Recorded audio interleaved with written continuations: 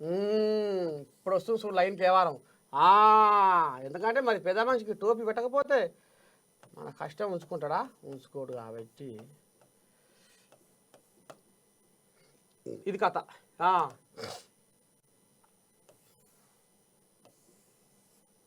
ఇప్పుడు ఈయన ఏం చేస్తుండయ్యా? ఇగో, అయ్యో దేవుడా రామచంద్ర, ఎంత కష్టం వచ్చిందో చూడు పెద్ద మనిషికి. ఎవరికి పాపది పడుతుండు?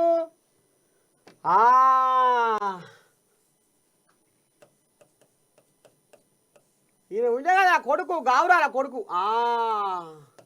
ఇక ఈయనకు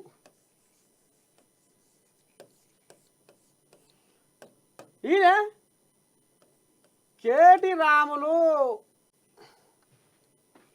కేసి రావు. ఏంది కావచ్చు? అధికారం మళ్ళీ మనదే అని పెద్ద మనిషి నిన్న తెలంగాణ భవన్లో ఇంతకాలం చెప్తే మళ్ళీ తండ్రి కొడుకు దండం పెట్టుడేంది, మా నర్సయ్య తాత ఏంది మళ్ళీ గిట్ల గీసిండు అని నువ్వు అనుకుంటున్నావు. కానీ ఇక్కడ అసలైన ముచ్చట ఏందంటే, ఎప్పుడైతే ఈ కేసీరావు కొడుకు పెత్తారం అంటగట్టిండో, పార్టీ పగ్గాలు చేతులు పెట్టిండో, ఇక నీ దండం పెడితే ఉన్న కాడికి ఊడ్చుకపోయే కాడికి వచ్చింది కథ. ఎందుకు ఇట్లా అయిందంటే, కేటీఆర్ అహంకారము. ఈయన అహంకారమే పార్టీ పతనానికి కారణమైంది అని కూడా, ప్రధానమైన కారణమని కూడా ఊర్ల పొంచి గుసగుస.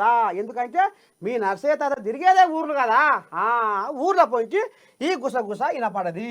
ఈయన ఎందుకు మరి ఈయన అహంకారం అంటే, చోటా మోటా నాయకుల కాంచి మొదలు పెడితే, కార్యకర్తల కాంచి మొదలు పెడితే, మాజీ ఎమ్మెల్యేల కాలం మొదలు పెడితే, ఎమ్మెల్యేలు మంత్రులు కూడా, సరే మంత్రులు పక్కకు పెట్టు, ఎమ్మెల్యేలు కూడా కేటీ రాములు గుణాన్ని మెచ్చుకోలేదు.